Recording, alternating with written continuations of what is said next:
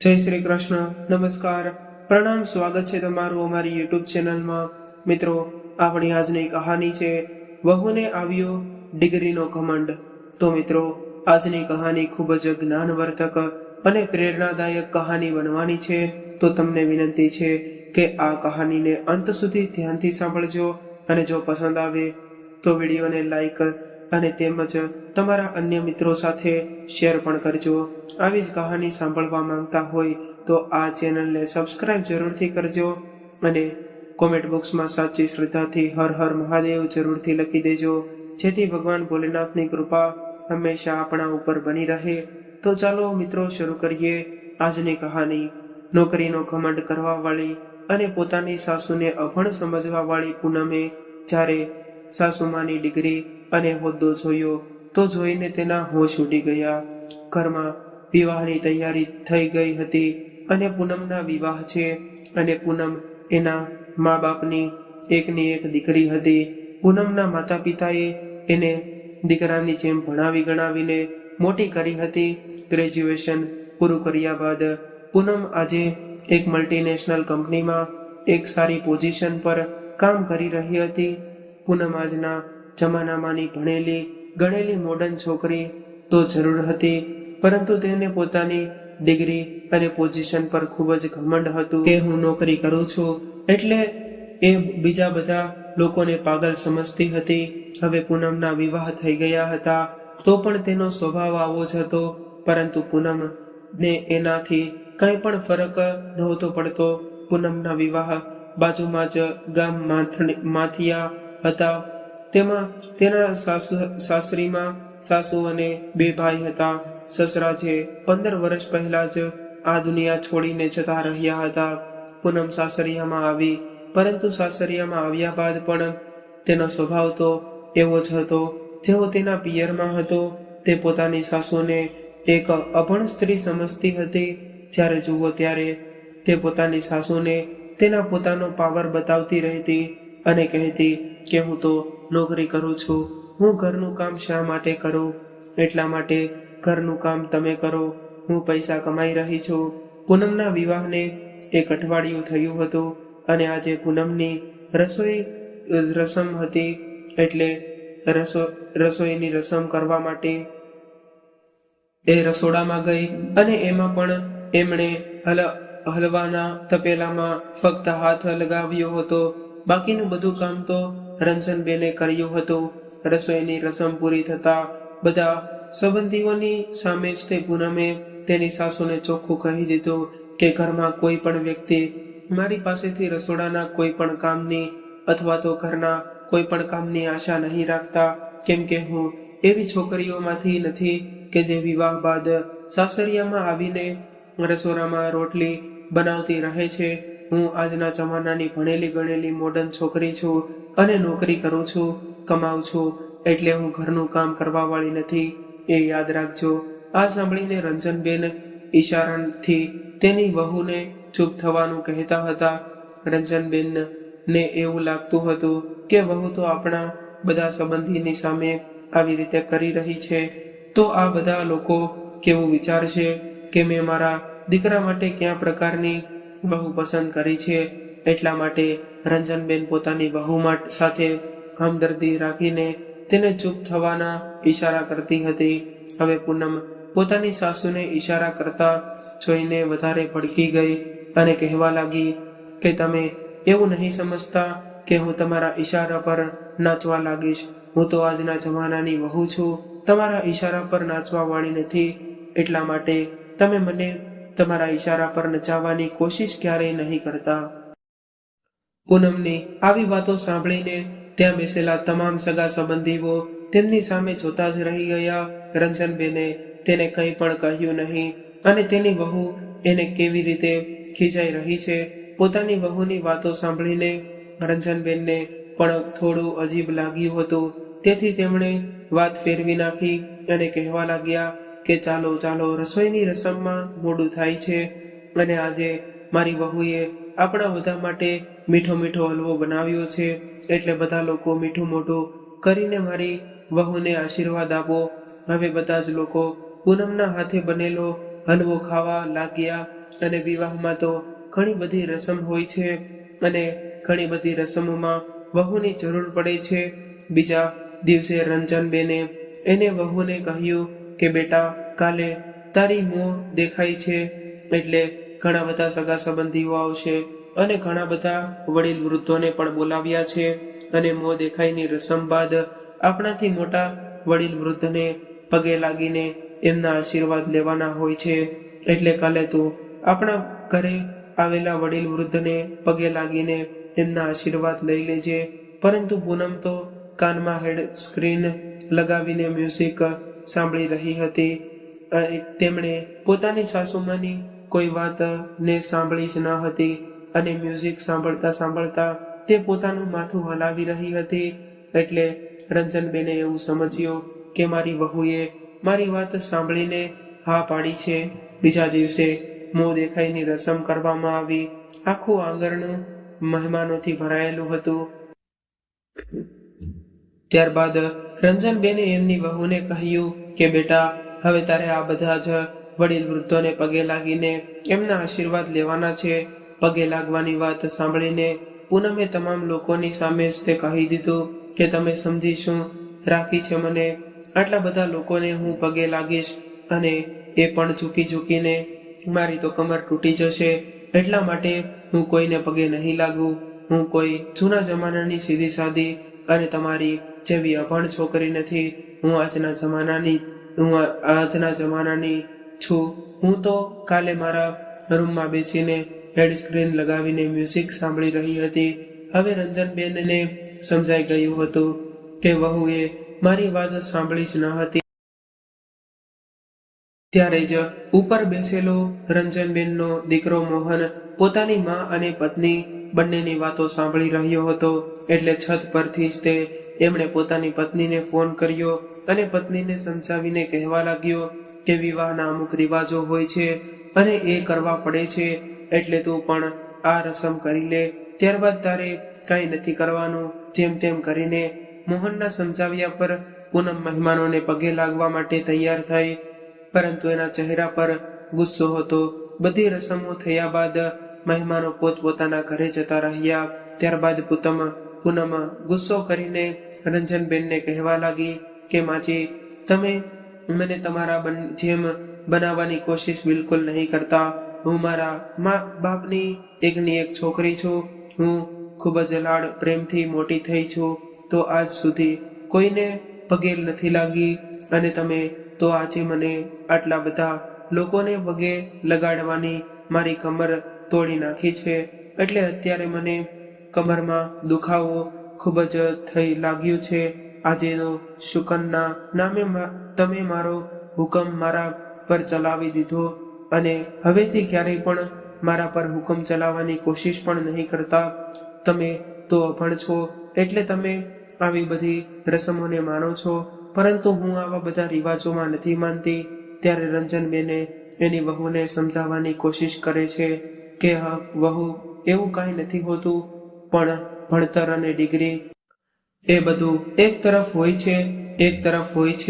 એટલું કે એવું કે નથી હોતું કે આપણે કોઈ એવી વસ્તુ માટે બીજી બધી વસ્તુઓને છોડીને આગળ નીકળી જઈએ અને આ જિંદગી છે આમાં બધું જ ચાલતું રહે છે. મેં પણ મારી જિંદગીમાં બધું જ કર્યું હતું. રંજનબેન હજુ બોલતા જતા ત્યાં એની વાત કાપીને પૂનમે કહી દીધું કે હવે તમે મને સમજાવશો કે મારે શું કરવું જોઈએ અને શું ન કરવું જોઈએ. હે ભગવાન, મારા પણ કેવા દિવસો આવ્યા છે કે એક અભણ સ્ત્રી મને લેક્ચર આપવા લાગી છે. આટલું કહીને પૂનમ ગુસ્સો કરીને પોતાના રૂમમાં જતી રહી. ઘરમાં વહુ આવ્યા બાદ પણ રંજનબેન ઉપરથી કામનો ભાર ઓછો ન થયો, કેમ કે વહુએ તો નોકરીના નામ પર ઘરના કોઈ પણ કામ કરવાની ચોખ્ખી ના પાડી દીધી હતી. એક દિવસ પૂનમ ઓફિસે જઈ રહી હતી અને ઉતાવળમાં એ એક ફાઇલ ડ્રાઇવિંગ ટેબલ પર ઊભી ગઈ અને રંજનબેન રસોડાના કામ પતાવીને જ્યારે બહાર નીકળ્યા તો એમણે જોયું કે ડાઇનિંગ ટેબલ ઉપર એક ફાઇલ પડી છે અને રંજન તેના પર આ ફાઇલ ખોલીને વાંચવા લાગ્યા. ત્યારે જ તે દોડતી પૂનમ ઘરે આવી અને પોતાની ફાઇલ સાસુમાના હાથમાંથી જોઈને ફાઇલ એના હાથમાંથી છૂટવીને કહેવા લાગી કે તમે મારી ફાઇલ ખોલીને શું કરી રહ્યા હોત, તો પણ ઇંગ્લિશ તો તમને સમજી ન શકો, બસ ગુજરાતી વાંચતા આવડતું હશે. એમનું દિલ કહી રહ્યું હતું કે આજે હું મારી વહુને કહી દઉં કે હું અભણ નથી, પરંતુ હું પણ એક ભણેલી ગણેલી ગ્રેજ્યુએટ સ્ત્રી છું. રંજનબેન પોતાની વાત કહેવાના જતા ત્યાં પૂનમ ફાઇલ લઈને ઘરની છો. મને તો એવું લાગે છે કે તમને વાંચતા લખતા નથી આવડતું, તો તમને મારી આ ફાઇલનું શું સમજાતું હશે? તમે તો અભણ છો અને કદાચ તમે ભણેલા ગણેલા બહાર નીકળી ગઈ. એક દિવસ પૂનમના મામાનો ફોન આવ્યો અને કહેવા લાગ્યા કે તેઓ આ શહેરમાં આવ્યા છે, એટલે તેને મળવા માંગે છે, કેમ કે તેઓ તેના વિવાહમાં નહોતા આવી શક્યા. હવે પૂનમ પોતાના મામાને મળવા માટે ખુશ થઈ ગઈ અને તેમણે કહ્યું કે તેઓ ઘરે નહીં પરંતુ શહેરની એક કોઈ મોટી હોટલમાં મળવા આવશે, કેમ કે પૂનમ એની સાસુ સાથે એના મામાની મુલાકાત કરાવવામાં શરમ આવી રહી હતી. એટલા માટે પૂનમે એના મામાને હોટલમાં બોલાવ્યા હતા અને હોટલમાં જ એના પતિ રમેશને લઈને પહોંચી ગઈ. થોડી વાર બાદ રમેશને કોઈનો કોલ આવી ગયો, તો એ વાતો કરતો બહાર જતો રહ્યો અને વાતોમાં જ પૂનમના મામા તેને તે જણાવે છે કે આ શહેર સાથે મારો 15 વર્ષ જૂનો સંબંધ છે. 15 વર્ષ પહેલા તેઓ અહીંયા આ શહેરમાં આવ્યા હતા અને એ સમયે આ શહેરમાં એક ખૂબ જ નિર્ભય અને બહાદુર લેડી પીએસઆઈ હતા. આખા એરિયામાં એનો જલવો હતો. ગુનેગાર લોકો એના નામથી જ તે ડરતા હતા. તેઓ ખૂબ જ ઈમાનદાર અને બહાદુર પીએસઆઈ હતા. ત્યારે પૂનમ પોતાના મામાની વાતો પર ખૂબ જ ઉત્સુકતાથી સાંભળી રહી હતી અને એને એવું લાગી રહ્યું હતું કે હું મામા પાસેથી આ પીએસઆઈ વિશે ઘણું બધું જાણી શકું છું. એટલે તે તેના મામાને કહેવા લાગી કે મામા, શું તમે ક્યારેય તે પીએસઆઈ ને મળ્યા છો? તમે એને કેવી રીતે ઓળખો છો?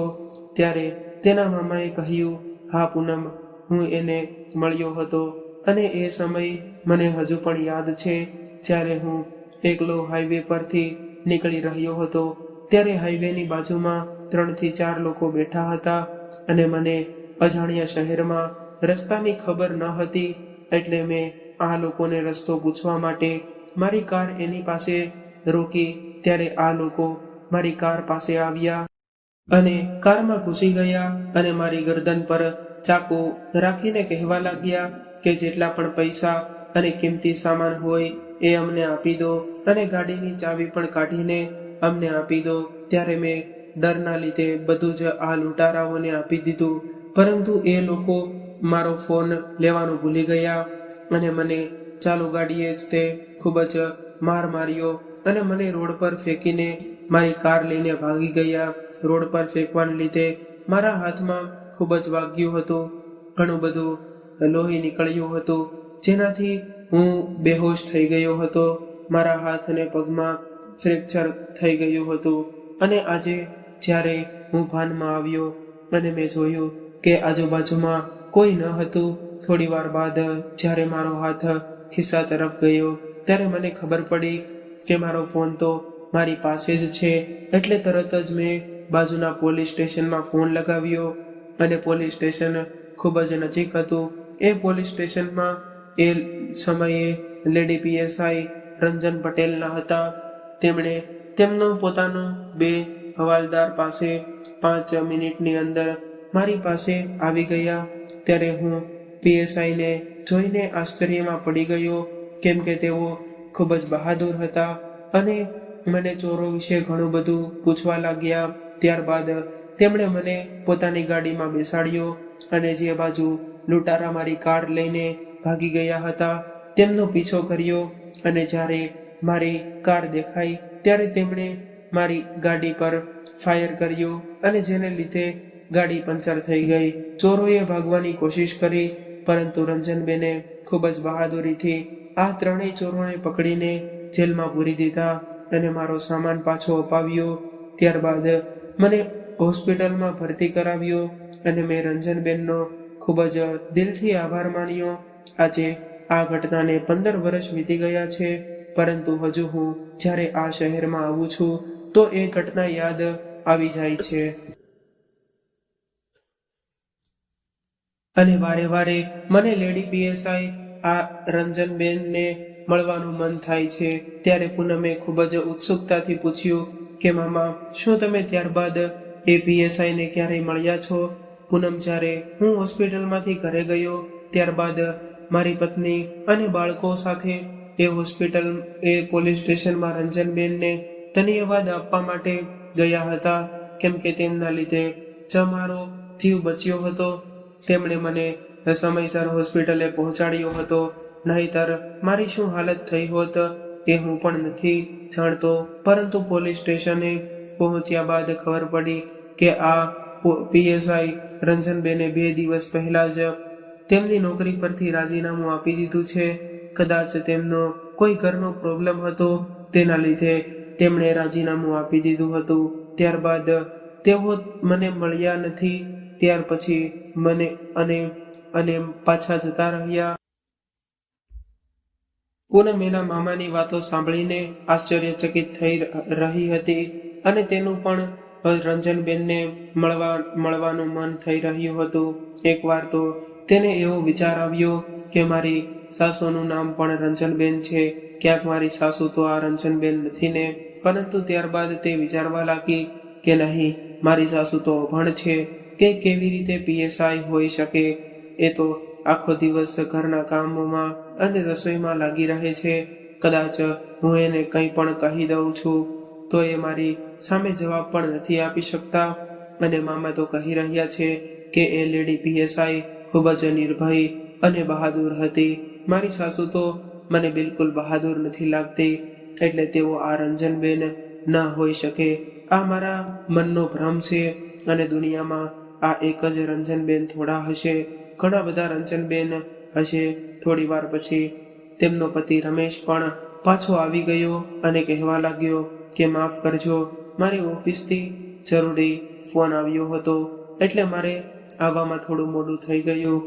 હું તો તમારી વાતો સાંભળી ન શક્યો, પરંતુ મામા, તમે અહીં સુધી આવ્યા છો તો એકવાર ઘરે પણ આવો. તમે અહીંથી પાછા ન જઈ શકો અને આમ પણ તમે અમારા વિવાહમાં આવ્યા નથી, એટલા માટે હવે તો તમારે અમારા ઘરે આવવું પડશે. પરંતુ રમેશ મામાને ખૂબ જ આગ્રહ કરવા લાગ્યો. જોકે પૂનમનું બિલકુલ મન ન હતું કે રમેશ મારા મામાને ઘરે લઈને આવે અને પોતાની અભણ સાસુમાની મુલાકાત કરાવે. પૂનમને તો બસ ભણેલા ગણેલા લોકો સાથે મળવાનું, એમની સાથે વાતો કરવાનું જ પસંદ હતું અને એ પોતાની સાસુને સાસુ સમજતી જ ન હતી. પૂનમ તો પોતાની સાસુને ઘરની એક નોકરાણી સમજતી હતી અને રમેશના ખૂબ જ આગ્રહ કર્યા બાદ પૂનમ એના મામાને ઘરે લઈને આવી હતી અને મામા પૂનમના ઘરના હોલના સોફા પર બેસી ગયા અને પૂનમે પોતાની સાસુને બૂમ પાડીને કહ્યું કે માજી, મારા મામા આવ્યા છે, થોડી ચા બનાવીને લાવજો. સાથે સાથે થોડા પકોડા પણ બનાવી દેજો. ખાલી ચા લઈને ના આવી જતા. હવે રંજનબેન ચા અને પકોડા બનાવીને જ્યારે હોલમાં પ્રવેશ કરે છે એટલે તેમને જોઈને પૂનમના મામા ઊભા થઈ ગયા અને દોડીને તેમના પગમાં પડી ગયા અને કહેવા લાગ્યા કે અરે રંજનબેન, મેં તમને કેટલા શોધ્યા અને તમે મારી પૂનમના સાસુ છો એ તો મને ખબર જ ન હતી. અને પૂનમ તે પણ ન જણાવ્યું કે તારી સાસુમાં જ તે પીએસઆઈ રંજનબેન છે. મામાની વાતો સાંભળીને પૂનમની આંખો ફાટી રહી ગઈ અને કહેવા લાગી કે અરે મામા, તમે કેવી વાતો કરો છો? મારી સાસુ કોઈ બીએસઆઈ નથી. એ તો સાધારણ ગૃહિણી છે, ઘરના બધા જ કામકાજ કરી રહી છે અને તમને આને જોઈને એવું લાગે છે કે આ પીએસઆઈ હશે.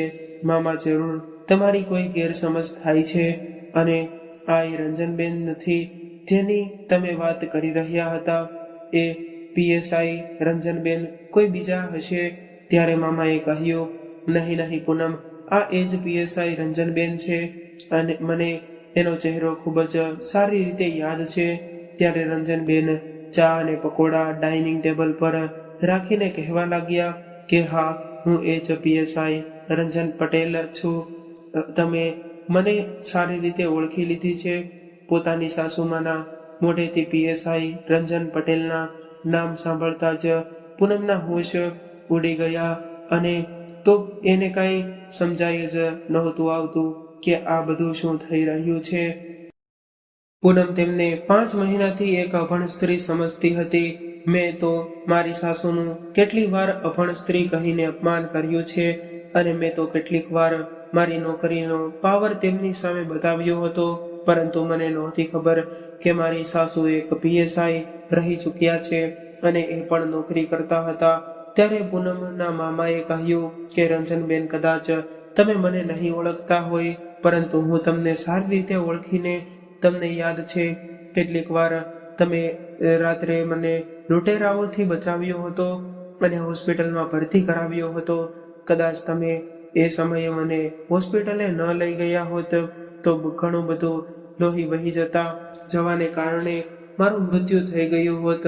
હું તો સાજો થયા બાદ મારી પત્ની અને બાળકો સાથે પોલીસ સ્ટેશનમાં તમારો આભાર માનવા આવ્યો હતો, પરંતુ તમે ત્યાં હાજર જ ન હતા. પોલીસ સ્ટેશનમાંથી મને એવું જાણવા મળ્યું હતું કે તમે તમારી નોકરીમાંથી રાજીનામું આપી દીધું છે. તમે આવું શા માટે કર્યું? હવે તો પૂનમની ધડકણને જ તેજ થવા લાગી હતી. એ જાણવા માંગતી હતી કે શું આ વાત સત્ય છે કે મારી સાસુ એક પીએસઆઈ હતી, અને કદાચ એ પીએસઆઈ હતી તો તેમણે રાજીનામું શા માટે આપ્યું હતું. ત્યારે રંજનબેને કહ્યું કે તમને બચાવ્યા હતા એના 2 દિવસ બાદ જ મારા પતિનું એક્સિડન્ટમાં મૃત્યુ થયું હતું અને ઘરમાં મારા 2 નાના બાળકો હતા અને સાથે જ તે મારા વૃદ્ધ સાસુ હતા, જેને તબિયત ખૂબ જ ખરાબ રહેતી હતી અને એની સાર સંભાળ રાખવા માટે કોઈ એક વ્યક્તિને ઘરે રહેવું ખૂબ જ જરૂરી હતું. જ્યારે મારા પતિ હતા ત્યારે તેઓ ઘરની બધી જ જવાબદારી ખૂબ જ સારી રીતે નિભાવતા હતા. તેમણે ક્યારેય એવું નહોતું વિચાર્યું કે હું નોકરી કરું છું અને તેઓ ઘર સંભાળે છે. હું પણ મારા પતિને ઘર સંભાળવામાં પૂરેપૂરો સાથ આપતી હતી. ડ્યુટી પર જતા પહેલા ઘરના તમામ કામો કરીને જતી હતી. ખાવાનું બનાવતી અને સાસુમાને દવા આપતી, બાળકોનું ટિફિન તૈયાર કરતી અને સાંજે જ્યારે ડ્યુટી પરથી ઘરે આવતી તો ઘરે આવીને બધા માટે જમવાનું બનાવતી હતી. પરંતુ ક્યારેય કોઈ કામ માટે મેં મારા પતિ અથવા તો મારા સાસુને ફરિયાદ નહોતી કરી. મેં મારા બાળકો, મારા પતિ અને મારી નોકરી આ બધું સારી રીતે સંભાળ્યું હતું, પરંતુ મારા પતિના મૃત્યુ બાદ મારાથી એકલા આ બધું નહોતું સંભાળી શકાતું.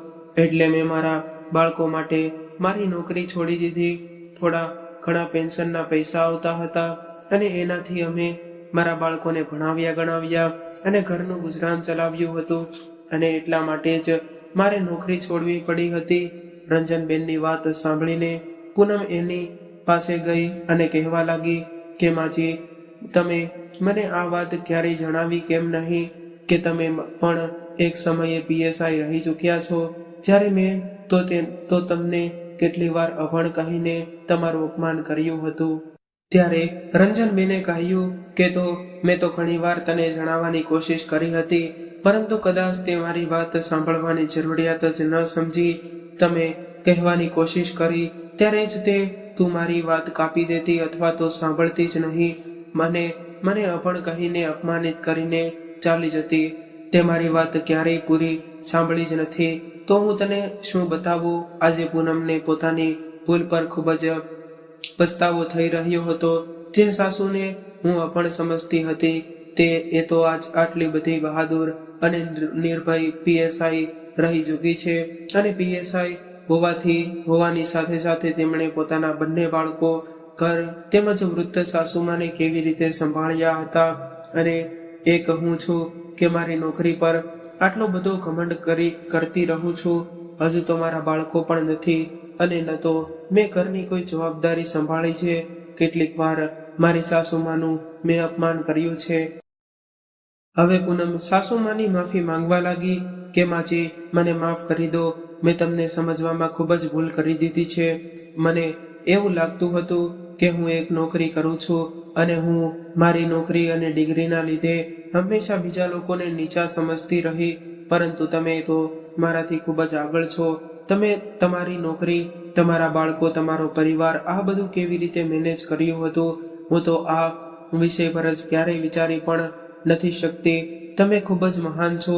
ત્યારે મામા કહેવા લાગ્યા કે હા બેટા, રંજનબેન આ બધી વસ્તુઓને સારી રીતે મેનેજ કર્યું છે. નોકરી છોડ્યા બાદ પણ તેમણે કેવી રીતે પોતાના બંને દીકરાઓને સંસ્કાર આપ્યા છે એ તો આપણે બધા સારી રીતે જાણી શકીએ છીએ. આ બધું પોતાને બસ સાંભળીને પૂનમની આંખોમાં પસ્તાવાના આંસુ હતા. તેમણે હવે વિચારી લીધું હતું કે આ પછી હું ક્યારેય મારી નોકરી પર ઘમંડ નહીં કરું અને પોતાની સાસુમાના સાથે હંમેશા ઘરના કામકાજ કરવા લાગીશ. કેમ કે નોકરી કરવાનો મતલબ એ નથી લાગતો કે હવે તમે ઘરના કામોમાંથી દૂર થઈને બેસી અને જીવન. પૂનમની આંખોમાં આંસુઓ જોઈને રંજનબેન કહેવા લાગ્યા કે વહુ, કદાચ તમે સાચે જ તે તારા આવા વર્તન પર પસ્તાવો થઈ રહ્યો છે, તો એક વાત હંમેશા યાદ રાખજે કે ક્યારેય કોઈને તારાથી નીચા ન સમજતી. કદાચ તે નોકરી કરતો હોય કે ન કરતો હોય, પરંતુ એ કોઈનાથી કમ નથી હોતા. દરેક વ્યક્તિ પોતાની જિંદગી જીવી રહ્યા છે. દરેક વ્યક્તિના જીવનમાં પોતાના સંઘર્ષ હોય છે. કોઈ નોકરી નથી કરી રહ્યું તો એનો મતલબ એવો નથી કે એને કંઈ આવડતું નથી, અને જે નોકરી કરે છે શું એને બધું જ આવડે છે. રંજનબેનની વાત સાંભળીને પૂનમ એની માફી માંગવા લાગી અને સાસુમાને વચન આપ્યું કે આજ પછી કોઈ પણ વ્યક્તિને પોતાનાથી નીચા નહીં સમજે અને તમામને આદર સત્કાર આપશે. તો મિત્રો, આજની કહાની તમને કેવી લાગી કોમેન્ટ બોક્સમાં જરૂરથી જણાવજો. અને જો આ કહાની પસંદ આવી હોય તો વિડીયોને લાઈક અને શેર કરજો.